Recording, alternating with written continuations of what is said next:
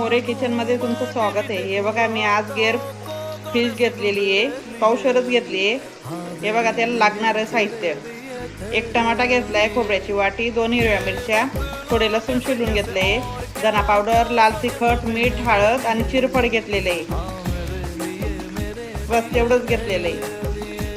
More kitchen मध्ये तुमचं सगळ्यांचं स्वागत आहे। हे बघा मी गिर फिश पावशर घेतलेली आहे। मसाल्याला लागणारं साहित्य बघा, एक टमाटा घेतलेला आहे, एक खोबऱ्याची वाटी, 2 हिरव्या मिरच्या, 4-5 लसूण पाकळ्या घेतलेल्या आहेत, धने पावडर घेतले, लाल तिखट घेतले, हळद, मीठ आणि चिरफड घेतले आणि थोडं जिरा पावडर घेतली आणि मसाला सगळा तळून घेईन, तुम्हाला दाखवते।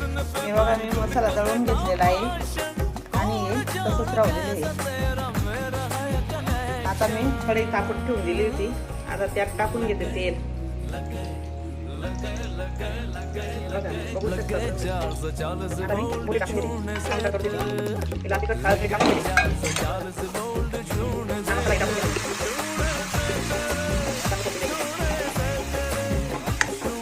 खूप छान लागते भाजी, पूर्ण तेल जाते भाजी, आता मी नेहमी करतात ती भाजी। एवढा तर मसाला टाकून देते,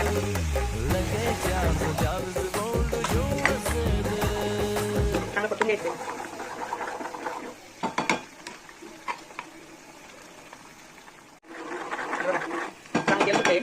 आता हे मसाल्याचं पाणी टाकून घेते, आपल्याला तेवढं पाणी टाकायचं तेवढं टाकू शकता, पण ही थोडी घट्ट चांगली लागते भातामध्ये खायला।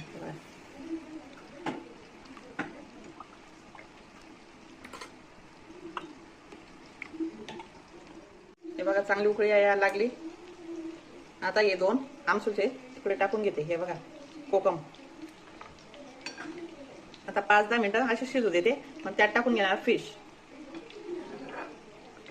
भातासोबत खूप छान लागते ही भाजी आणि फ्राय फिश।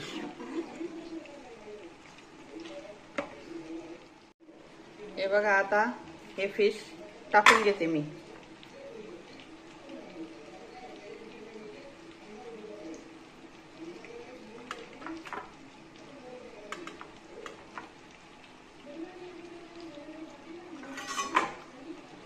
जर माझी व्हिडिओ आवडत असतील तर लाईक करा, सबस्क्राईब करा, शेअर करा।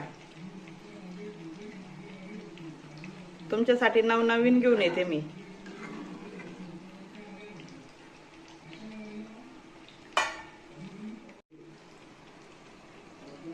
हे बघा झाली माझी भाजी, कशी वाटली मग? छान आहे की नाही?